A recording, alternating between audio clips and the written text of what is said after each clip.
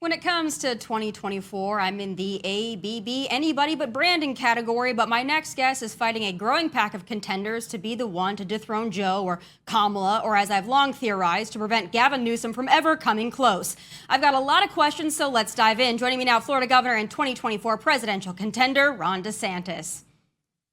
Hey, how are you doing? Governor, it's so great to have you. I have so many things that I want to ask you, but I have to start out with some breaking news, and that is cocaine in the White House. You know, a headline we probably never thought we would see except under this administration. So when you saw that headline, what first came to mind for you? Well, I've long believed, I think a lot of us have believed that the Biden administration's been blowing it on a lot of fronts, but I guess it's a little bit more literal than even I had thought. I can tell you in Florida, my wife and I, we have a 6'5" and a 3-year-old running around the governor's mansion. So that's not something that we see. We do have to occasionally get slime out of the carpet and get marker off the wallpaper, but that's the extent of our adventures at the governor's mansion.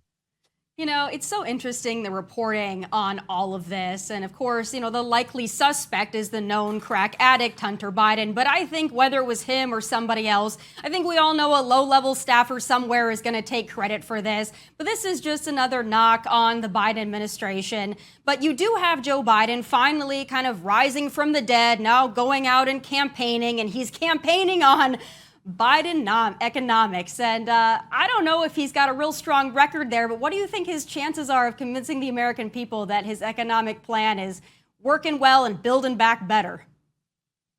Bidenomics means you pay more for everything in life.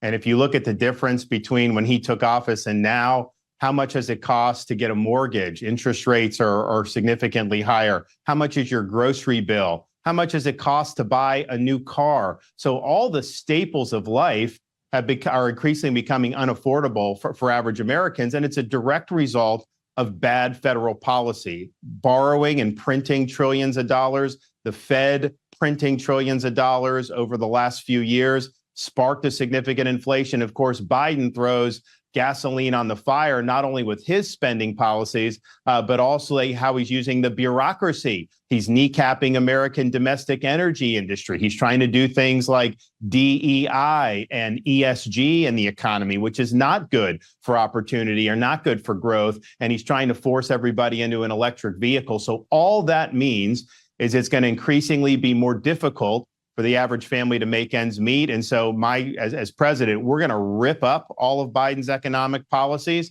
and we're going to restore the economy to something where people can actually succeed again. I think the American people are itching for a Republican to be back in the White House for nothing other than just economic policies, because I think that's going to be a big driving force when people cast their votes in 2024. Before we get into some other policy things, I do have to address the elephant in the room because, Governor, I don't know if you know this about me, but I have been a longtime Trump supporter. In fact, I think I was one of the first people on the Trump train. I campaigned for him through my commentary through the 2016, 2020. I've been a vocal supporter of President Trump. However, I have gotten a lot of flack because I have looked at you and your candidacy and what you've done in Florida, and it's impressed me. So the natural thing has been the Trump supporters are very angry with me for this and for telling the truth. But because I do also represent a lot of Trump supporters, I have to ask you this, because this is what I constantly get questioned on. What do you say to those Trump supporters who say, we like Ron DeSantis, we wish he would have waited till his 2028 turn? What do you tell those people? Well, first of all, in America, we don't have turns. People can run if they believe they have something to offer the country. And I can tell you, as somebody that's worn the country's uniform, who served in Iraq, who believes in a cause greater than myself, I believe 2024 is make or break. I don't think we have time for excuses. We're not going to get a mulligan on this one. And I think I've shown the ability to defeat the Democrats, yes, at the ballot box by winning Florida by historic margin, but also on issue after issue. We beat them on lockdowns. We beat them on education. We beat them on ESG. We beat them on illegal immigration. We beat them on transgender athletes competing with women. On issue after issue, we didn't just talk the talk, we walk the walk. And so I'll run, I'll beat Biden. But I think even more importantly than that, I will deliver on all these things, because if we don't actually deliver, then I think we're going to end up being in a hole that's going to be very difficult to dig out of. So I think I'm the guy that can get all of that done. And I think I have a responsibility to offer myself, given that that's where I'm coming from. I often tell people that if we don't win in 2024, there might not be a 2028, given what Democrats will do to our electoral process. So that's my next question for you. A lot of Americans out there, they want a Republican back in the White House. They support you, they support your ideals, but they say, hey, listen, everything is so messed up with our election integrity. The Democrats have this game figured out with vote by mail, early voting, ballot harvesting. How can a Republican compete? What do you tell those people, and how can you win a general election given all of those things I just mentioned? Well, first, I think a lot of states have taken good action, including Florida, including Georgia. In Florida, we don't allow ballot harvesting. It's banned. We don't allow Zuckerbucks. It's banned.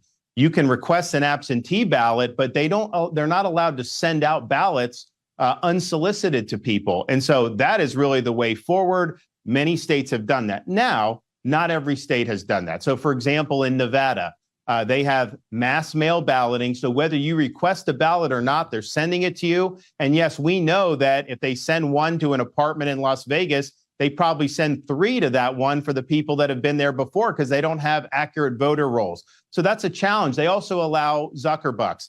But my view on this is we've got to fight the fight the way the Democrats are.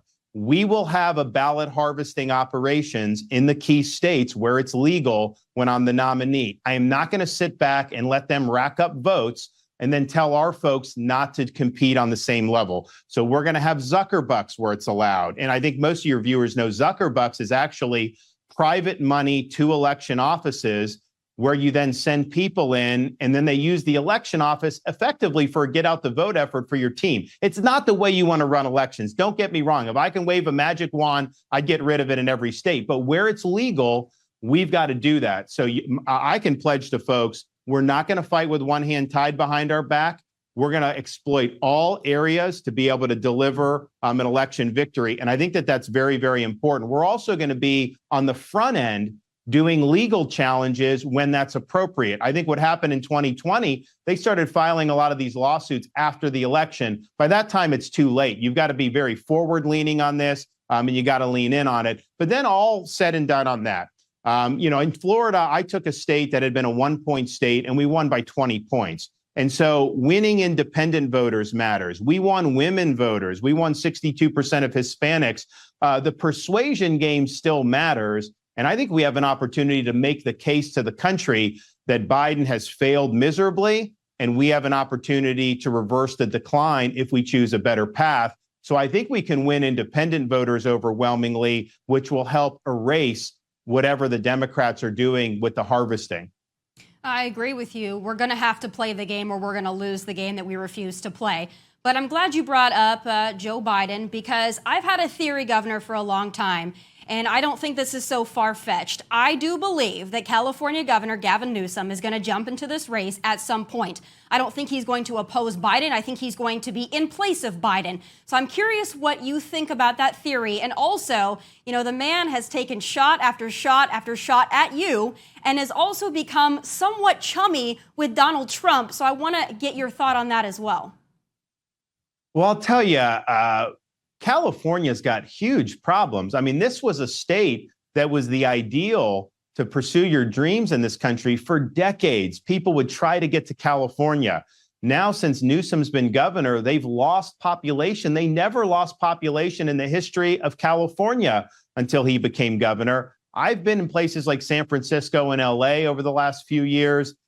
These are almost post-apocalyptic images that you'll see. I saw people defecating on the sidewalk in San Francisco using drugs, fentanyl, crack openly. Of course, they have district attorneys in places like Los Angeles that don't believe in holding criminals accountable. So the inmates end up running the asylum. So I think it's been a really, really poor record. And you see all the problems. You see the problems they have just keeping the power on sometimes. And yet that governor spends so much time attacking Florida and attacking me. And yes, it's true. We've had more Californians move to Florida since I've been governor than at any time in Florida history. I never, as someone born and raised in Florida, I don't think I ever saw a California license plate in Florida growing up. I mean, why would you leave a place like San Diego or Orange County? These are great places, great weather. And I think people have left because the governance is so oppressive and so intolerable that they're picking up families and moving thousands of miles away. So to me, that's the most powerful verdict on leadership when they're leaving your jurisdiction. And I think Florida shows we've done it well because we have people that are crawling over hot coals barefoot to be able to come move to the free state of Florida. I think the economy is going to be a big issue in 2024, but I also think that this culture war that Republicans have just recently started playing is going to be a big part of that, and specifically when it comes to parental rights. It's amazing to me, Governor, how the left continues to dig in on their desire to have a lack of parental rights, their desire to have children belong to the collective. I know that you're somebody that's very big on parental rights, protecting kids. How is that going to play into 2024, and how do you get the message out to young voters, to maybe independent, more liberal-leaning voters, that parental rights is the issue that they should vote on? Well, I'll tell you, I think this is going to be a blockbuster issue. I think it's somewhat of a sleeper issue because the media doesn't really understand the potency. But when you start talking about people like Biden and his ilk, what they're saying is, these are all of our kids, quote unquote, that it's not just your kids, it's quote ours. And I'm just thinking to myself, wait a minute, my wife and I have a 6, 5, and 3-year-old. They're your kids too? No. They're our kids. We're the parents. We have the fundamental right to direct their education and upbringing. And here's the thing. That is a view of the primacy of parents that is not just a Republican view. It's not just an independent view. There are a lot of Democrat parents who agree with us on this. So I think the left's playing with fire when they think that they can use schools and other institutions to supersede the rights of parents. In Florida, we've done a Parents' Bill of Rights. Of course, we did the Parents' Rights in Education and beat Disney on that, where we're saying we're not going to have things like gender ideology in the schools, particularly in these young grades. It's inappropriate. But you've actually have places around this country where schools will, quote, transition a student to a different gender behind their parents' backs.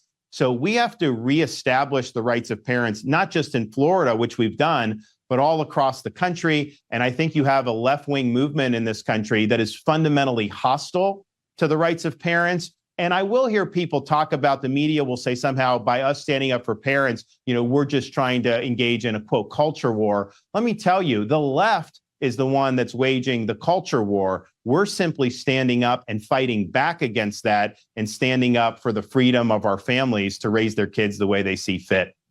Well, I agree with you because for far too long, we have ceded our ground to the left and to the liberals. We've let them have Hollywood. We've let them have popular culture, music, sports, you name it. They've had it all. And we didn't even want to play the game. We wanted to have charts and graphs and the economy and inflation, but we never even entered that ring.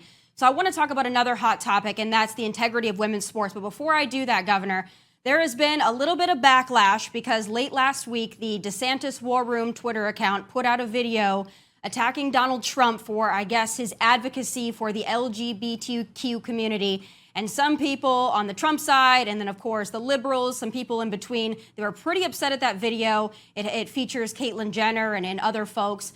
Now, what do you say? What was the intent of that video? And it was not put out by you, but it was put out by an account linked to you. What's your response to all the backlash? I mean, I think, identifying Donald Trump as really being a pioneer in injecting gender ideology into the mainstream, where he was having men compete against women in his beauty pageants. I think that's totally fair game because he's now campaigning saying the opposite, that he doesn't think that you should have men competing in women's things like athletics. And so we've been very clear on it, that we believe in protecting the rights of our girls and the rights of women athletes to be able to participate with fairness and with integrity. And ultimately, when you talk about some of the gender ideology that's being unleashed in this country, in the state of Florida, we are fighting back against that clearly in schools. But I think even beyond that, it's just a fundamental issue of, what role. I think it's an attack on women's rights more broadly to say that gender is fluid. And I also think it's an attack on the truth itself. When they take a swimmer who swam on the men's team for 3 years and then switches to the women's team, and they say that's the women's swim national champion, we know not only does that violate the opportunities for the other women swimmers, but we also know that that's a lie. It's not true. And I think there's value in making sure our society is rooted in truth and not in social fads. Yeah, I agree with you on that. And most Americans want to restore that common sense. I mean, this is a winning issue for you, for Republicans as a whole. I think it was just the Caitlyn Jenner images because she has been so vocal with everything that you've just said and fighting for that. But hey, listen, people are going to get mad about everything. You're never going to please anybody.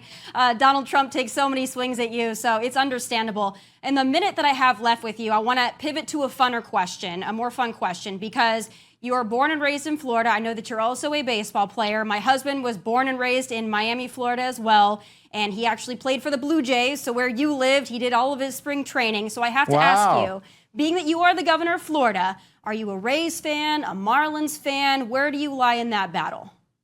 Yeah, I'm a Rays fan. It's interesting, though. So he was in Dunedin. That was my home baseball field for high school because the city owned the stadium. So we practiced and played in a spring training baseball stadium. I ended up playing 4 years in college and traveled all around the country and played. And I never played on a better field in college than I did every day for high school. So we were really fortunate to grow up in a spring training city and have that support. But it's interesting with the Rays. They're a phenomenal program and franchise. They don't have as much money, and yet they managed to put out a good team on the field. But they didn't come to Tampa until I had left for college. And so while I am a Rays fan, I didn't grow up with them. I actually grew up with the Atlanta Braves because they were the only team in all the Southeast when I was a kid, and you could watch them on WTBS. And so these are the 80s and 90s Braves, not as good in the 80s. They were really good in the 90s. So I still root for Atlanta in the National League, but in the American League, I'm a Rays guy. Well, you just made a lot of people here in Tennessee happy because this is Atlanta Braves country until we get a team in Nashville, which we're really pulling for. Governor, thank you so much for so much of your time. Best of luck to you. And we'll be watching and waiting to see what happens. It's going to be exciting to say the least. Yeah, thank you. Godspeed. God bless.